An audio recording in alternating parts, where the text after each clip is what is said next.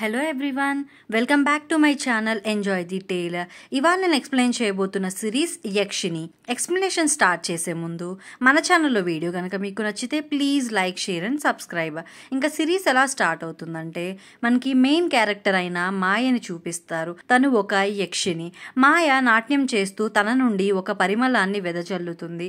అది చూసి అక్కడే పిల్లలకు డాన్స్ నేర్పిస్తున్న టీచర్ మాయ దగ్గరికి వస్తాడు. అతను మాయ అందానికి ముగ్ధుడై తనని రూమ్ కి తీసుకెళ్తాడు. వాళ్ళు శారీరకంగా కలిశాక మాయ తన యక్షిణి రూపంకి వచ్చి అతన్ని చంపేసి అక్కడి నుండి వచ్చేస్తుంది. ఇక్కడ మనకి ఏం తెలుస్తుందంటే మాయ ఒక మానవుని ప్రేమలో పడి తన ధర్మాన్ని మర్చిపోవడంతో తనకి శాపం లభిస్తుంది. అదేంటంటే తను భూలోకంలో మనిషిగా ఉండి 100 మంది మగాలను శారీరకంగా కలిసి తర్వాత చంపాలి. కానీ ఇందులో తిరకాసు ఏంటంటే 100వ మగాడు బ్రహ్మచారి అయ్యి ఉండాలి.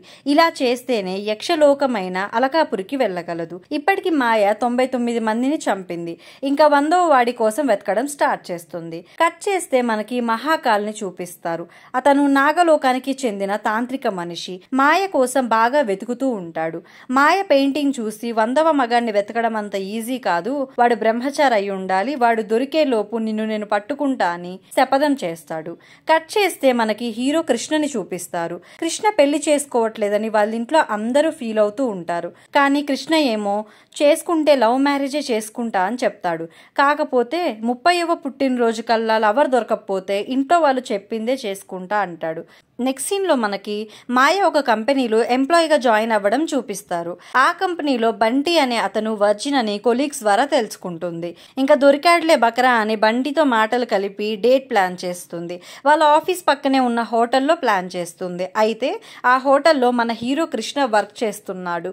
డేట్ కోసం వచ్చిన మాయని చూసి ఫిదా అయిపోతాడు. కానీ మాయ వేరే అబ్బాయితో ఉండడంతో కృష్ణ వదిలేసుకుంటాడు. తన 30వ పుట్టినరోజు అయిపోవడంతో వాళ్ళ ఇంట్లో వాళ్ళు చెప్పిన సంబంధం చూసి ఒప్పుకుంటాడు. కట్ చేస్తే ఒక రోజు నైట్ మాయ బంటితో హోటల్ రూమ్ కి వెళ్తుంది.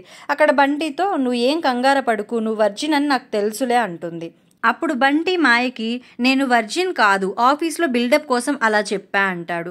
మాయకి బాగా కోపం వచ్చి యక్షిణి రూపంలోకి వస్తుంది. అది చూసి బంటి మూర్ఛపోతాడు. కట్ చేస్తే కృష్ణ పెళ్లి కోసం అంతా రెడీ అయిపోతుంది.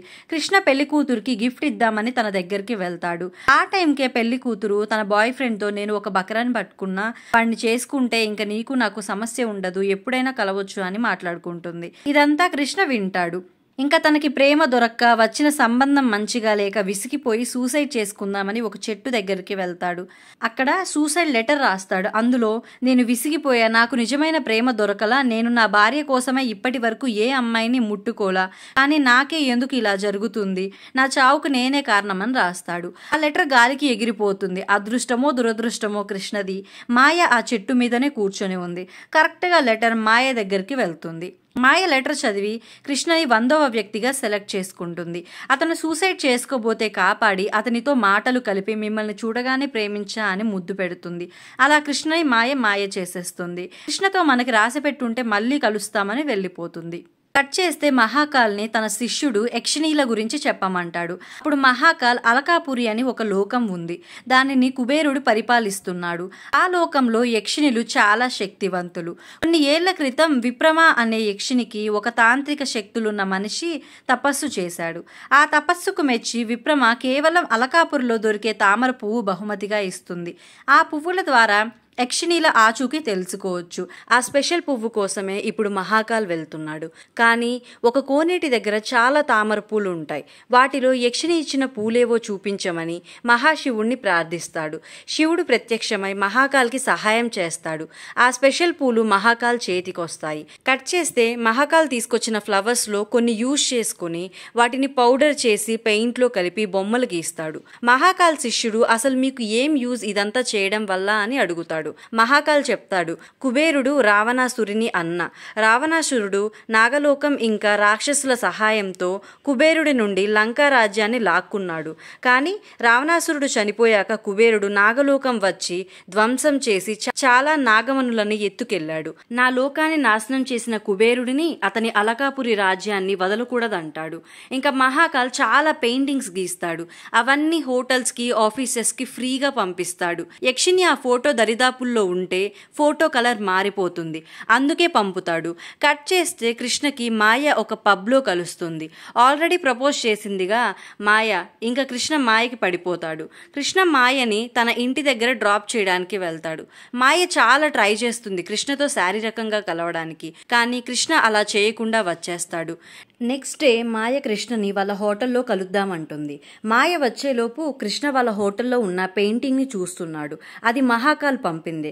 కాసేపటికి మాయ వచ్చి కృష్ణని బయటికి తీసుకెళ్తుంది. మాయ పెయింటింగ్ దగ్గరికి రావడంతో పెయింటింగ్ కలర్ మారిపోతుంది. బయట మాయ కృష్ణకి మళ్ళీ దగ్గరవ్వాలని చూస్తుంది, కానీ కృష్ణ ఒప్పుకోడు. కృష్ణ చెప్తాడు, మా నాన్న ఒక ఆడవాళ్ల పిచ్చోడు, మా అమ్మ ఆయనతో ఎప్పుడూ సంతోషంగా లేదు, సో ఆవిడ నా దగ్గర ఒక మాట తీసుకుంది, నేను కేవలం పెళ్లి చేసుకున్న అమ్మాయితోనే శారీరకంగా కలిసి ఆ అమ్మాయిని మోసం చేయకుండా ఉండాలని, దానివల్ల నేను నీతో కలవలేను అంటాడు. ఇంకా మాయ అక్కడి నుండి వెళ్ళిపోతుంది. కట్ చేస్తే హోటల్ పెయింటింగ్ కలర్ పోయిందని మహాకాల్ వాళ్ళకి హోటల్లో పనిచేసే అతను కాల్ చేసి చెప్తాడు.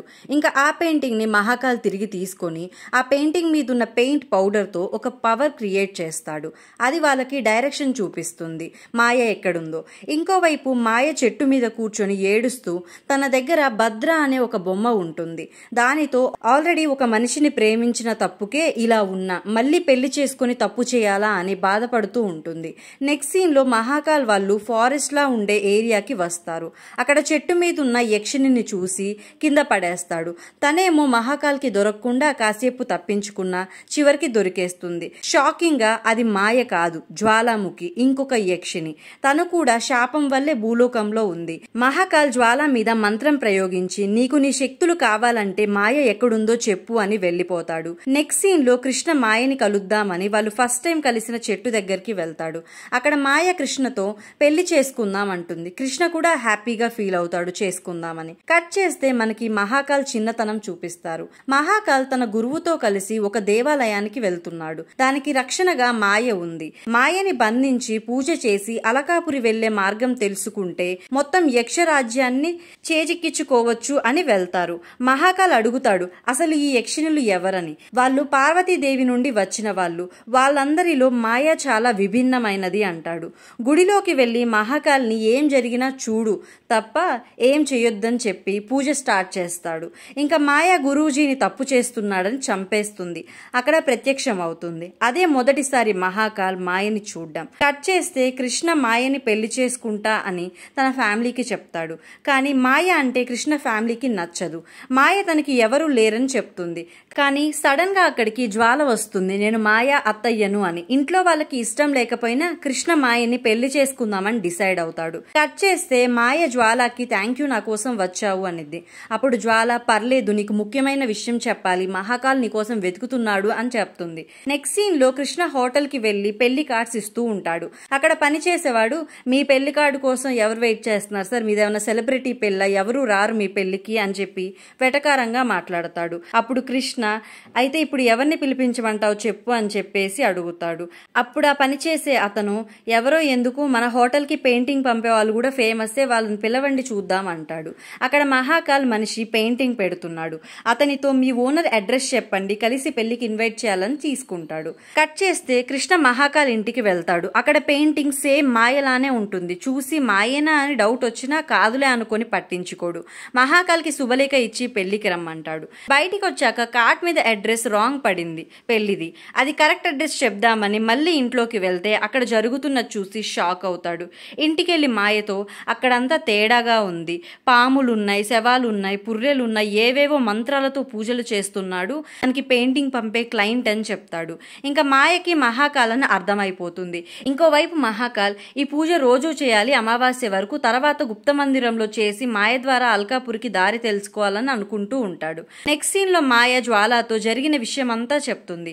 మహాకాల్ గుప్త మందిరం దారి తెలుసుకుంటే మన యక్షలోకం నాశనం అయిపోతుంది, అలా జరగకుండా చూడాలనుకుంటుంది. కట్ చేస్తే మహాకాల్ ఇంట్లో ఉన్న పూలు కృష్ణ వచ్చినప్పుడు మాయకి సంబంధించిన వస్తువు కృష్ణ దగ్గర ఉండడంతో కలర్ మారతాయి. కాసేపటికి అది చూసిన మహాకాల్ ఫ్లవర్ తీసుకుని మాయ ఆచూకీ కోసం వస్తాడు.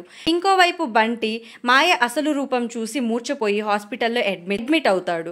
అతనికి మెలకువ వస్తుంది. లేవగానే తన కొలీగ్కి కాల్ చేస్తే మాయ పెళ్లిలో ఉన్నామని చెప్తారు. ఇంకా హాస్పిటల్ నుండి మాయ పెళ్లికి వెళ్తాడు. కృష్ణతో మాయని పెళ్లి చేసుకోకు, అదొక దయ్యం అని చెప్తాడు. కానీ కృష్ణ పట్టించుకోడు. ఈలోపు మహాకాల్ ఫ్లవర్ సహాయంతో పెళ్లి మండపానికి వస్తాడు. అది చూసిన మాయ కృష్ణ దగ్గరికి వెళ్తుంది. మాయను చూసి బంటి పారిపోతాడు. మాయ వెళ్ళి కృష్ణతో ఆ మహాకాల్ వచ్చాడు, వాడసలే క్షుద్ర పూజలు చేస్తాడు, అలాంటి వాడు మన పెళ్లికి వద్దు, మనం ఎవరికీ తెలియకుండా పెళ్లి చేసుకుని వద్దామని కృష్ణని తీసుకెళ్తుంది. మహాకాల్ వచ్చి చూసేసరికి జ్వాల రూమ్ లో ఉంటుంది. జ్వాలని బంధించి మాయ వాళ్ళు వెళ్లిన ప్లేస్ చెప్పమంటాడు. జ్వాల ఒక మ్యాప్ చూపించి అక్కడికి వెళ్ళమంటుంది. జ్వాల మహాకాల్కి రాంగ్ ప్లేస్ చెప్తుంది. మరోవైపు కృష్ణ మాయ పెళ్లి చేసుకుంటారు. ఇంట్లో వాళ్ళు మాయా కృష్ణకి ఫస్ట్ నైట్ ఏర్పాటు చేస్తారు. మాయ కృష్ణని చంపేద్దాం అనే లోపు కృష్ణ అక్క వచ్చి డోర్ కొడుతుంది. చూస్తే కృష్ణ నాన్న చనిపోయి ఉంటాడు. చావు ఇల్లు అవ్వడం వల్ల కృష్ణని కలవమని అడగలేదు మాయ. అయినా ట్రై చేస్తుంది, కానీ ఇంట్లో అందరూ అవ్వనివ్వరు. మాయని కృష్ణతో కలవకుండా పనులు చెప్తూ ఉంటారు. కట్ చేస్తే బంటి కృష్ణ ఇంటికి వస్తాడు. బంటి ఇన్సూరెన్స్ కంపెనీలో జాయిన్ అవ్వడం వల్ల కృష్ణ నాన్న చావు గురించి తెలిసి ఇన్సూరెన్స్ పని మీద వస్తాడు. అక్కడ మాయ బంటితో నా మ్యాటర్ ఎవరికి చెప్పకు, అసలు కృష్ణ నాన్న ఎలా చనిపోయాడో నాకు డీటెయిల్స్ కనుక్కొని చెప్పు అంటుంది. బంటి ఓకే అని వెళ్ళిపోతాడు. కట్ చేస్తే కృష్ణ మాయతో ఇంట్లో మనం కలవడం కుదరదు, మా హోటల్లో ప్లాన్ చేస్తా వచ్చే అంటాడు. నెక్స్ట్ సీన్ లో బంటి మాయతో నేను హెల్త్ రిపోర్ట్స్ అన్నీ చూశాను, ఆయనది హార్ట్ అటాక్ కాదు, ఎవరో బలంగా ఎముకను గుండెలో గుచ్చారు, అంత బలం మీకు కాక ఎవరికి ఉంది అని అంటాడు. ఇంకా జ్వాల చేసిందని మాయకి అర్థమైపోతుంది. ఇంకోవైపు జ్వాల హోటల్లో కృష్ణని కలవడానికి వెళ్ళింది. నెక్స్ట్ సీన్ లో నైట్ మాయ జ్వాల దగ్గరికి వెళ్ళి ఎందుకు చేసావు ఇదంతా అని అడుగుతుంది. అప్పుడు జ్వాల నిన్ను భూలోకంలోనే ఉంచడానికి, కుబేరుడికి అందరికంటే నువ్వే అందంగా కనబడతావు, అందుకే నీకంటే అందగత్తెని కావాలనే లావణ్య రసాన్ని దొంగతనం చేసి తాగే, దానితో నన్ను శపించాడు, నిన్నెలా వదులుతా అని ఫైట్ చేస్తుంది. మాయా జ్వాల ఇద్దరు ఫైట్ చేసుకుంటారు. ఆ ఫైట్ కూడా భలే ఉంటది. ఇద్దరు రింగులుగా తిరుగుతూ ఫైర్ బాల్స్ చేసి విసురుకుంటారు ఒకరి మీద ఒకరు. మాయ అంటుంది అంత కోపం అయితే మహాకాల్కి పట్టించొచ్చుగా, నన్ను ఎందుకు కాపాడావంటుంది. అప్పుడు జ్వాల గొడవ నీకు నాకు, నేను వాడిని మధ్యలోకి రానివ్వను అంటుంది. ఇంకా జ్వాల మాయ యక్షిణీల్లా మారి గాల్లో ఎగిరెగిరి ఫైట్ చేసుకుంటారు. ఇక్కడే సూపర్ షాక్. ఇదంతా కృష్ణ చూస్తాడు. వాళ్ళని చూసి కృష్ణ వణికిపోతాడు. మాయ జ్వాలని కొట్టి నువ్వు నాకు కష్టాల్లో ఉన్నప్పుడు సహాయపడ్డావు, అందుకే నేను చంపట్లా అని వెళ్ళిపోతుంది. కృష్ణను అక్కడికి జ్వాల తీసుకొస్తుంది. కృష్ణకి మాయ నిజస్వరూపం తెలిస్తే మాయతో శారీరకంగా కలవడు కదా, అలా అయితే ఇంకా మాయ భూమి మీదే ఉంటుందని ఇలా చేస్తుంది. నెక్స్ట్ సీన్ లో హోటల్లో కృష్ణ భయపడుతూ ఉంటాడు. కాసేపటికి మాయ అక్కడికి వస్తుంది. చెప్పాడుగా మార్నింగ్ హోటల్కి రమ్మని, అందుకే వచ్చింది. కానీ కృష్ణ మాయకి మాయ మాటలు చెప్తూ ఇప్పుడు కుదరదు, నువ్వు ఇంటికెళ్ళు, నేనే వచ్చి నిన్ను హోటల్కి తీసుకొస్తా అని మాయని ఇంటికి పంపిస్తాడు. మాయ కృష్ణ కోసం నైట్ అంతా వెయిట్ చేస్తుంది. కృష్ణ మాత్రం రాడు. మార్నింగ్ కృష్ణ అయ్యప్ప మాలతో దర్శనమిస్తాడు. ఇంట్లో అందరూ షాక్ అవుతారు. వాళ్ళ నాన్న చనిపోయి 1 year కూడా కాకుండా అలా మాల వేసుకోవడం తప్పని బలవంతంగా తీపిస్తారు. కృష్ణ ప్లాన్ ఫెయిల్ అవుతుంది. ఇంకా కృష్ణ బంటి దగ్గరికి వెళ్తాడు హెల్ప్ కోసం. బంటి ఒక ఐడియా ఇస్తాడు. మాయకి బ్రహ్మచారి కావాలి, అదే నీ బ్రహ్మచర్యం లేదని తెలిస్తే నువ్వు వదిలేసిద్దిగా అని ఒక అమ్మాయి అడ్రస్ ఇచ్చి వెళ్ళమంటాడు. కృష్ణకి ఇష్టం లేకపోయినా అక్కడికి వెళ్తాడు. ఇక్కడే కృష్ణకి పెద్ద షాక్. అక్కడ మాయ ఉంటుంది. అది చూసి కృష్ణ భయపడి తిరిగి తన ఇంటికి వచ్చేస్తాడు. మాయ కూడా తిరిగి వచ్చి కోపంతో తన యక్షిణి రూపం అందరికీ చూపిస్తుంది. కృష్ణతో నువ్వు నా దగ్గరికి రాకపోతే నీ కుటుంబాన్ని చంపేస్తా, నీకు ఒక రోజు టైం ఇస్తున్నా అంటుంది. కట్ చేస్తే జ్వాల మహాకాల్ని కలిసి నేను మాయని హ్యాండిల్ చేయగలను అనుకున్నా, కానీ అది జరగని పని అని అర్థమైంది, అందుకే అది భూమి మీదే ఉండడానికి ఏదైనా చేస్తా, నీకు మాయ ఎక్కడుందో చెప్తా అంటుంది. నెక్స్ట్ సీన్లో మాయ తన దగ్గరున్న భద్రా బొమ్మతో నాకు ఇవాళ చాలా బాధగా ఉంది, తెలియకుండానే కృష్ణను ప్రేమించేశా, కృష్ణ మాత్రం నన్ను భూమి మీద మోసం చేయకుండా చూసుకున్నాడు అని బాధపడుతుంది. కృష్ణ మాయ దగ్గరికి వస్తాడు. కరెక్ట్గా ఆ టైంకే మహాకాల్ మాయ కోసం వస్తాడు. మాయని బంధించి తీసుకెళ్తాడు. ఆ ప్రాసెస్లో మాయ భద్రా బొమ్మ పగిలిపోతుంది. కట్ చేస్తే మీరెప్పుడైనా ఆలోచించారా అసలు మాయ ఎవరిని ప్రేమించి ఈ శాపం పొందింది అని? అది ఎవరో ఎవరో తెలుసా? మహాకాళి. మహాకాల్ పెద్దయిన తర్వాత మాయ కాపలాగా ఉండే దేవాలయానికి వెళ్ళడానికి ట్రై చేస్తాడు. కానీ మాయ అతన్ని ఆపుతుంది. సో మాయని కావాలని మహాకాల్ ప్రేమలోకి దించి తనను మోసం చేస్తాడు. మాయ ద్వారా అలకాపురి దారి తెలుసుకుందామని ట్రై చేస్తాడు, కానీ కుదరదు. సో వదిలేస్తాడు. మహాకాల్ ప్రేమలో పడి మాయ తన కర్తవ్యాన్ని మర్చిపోతుంది. అందుకే కుబేరుడు శాపం పెడతాడు. ఇదిలా ఉంటే కృష్ణ ఇంట్లో అందరూ పీడా పోయిందని హ్యాపీగా ఉంటారు. కృష్ణ మాత్రం మాయని మర్చిపోలేడు. బాగా ప్రేమించాడు కదా. ఇంకా ఇంటికెళ్ళి బాధగా బెడ్రూమ్లో కూర్చొని మాయ బొమ్మని భద్ర అతికిస్తాడు. ఆ బొమ్మ నుండి నిజమైన భద్ర బయటికి వస్తాడు.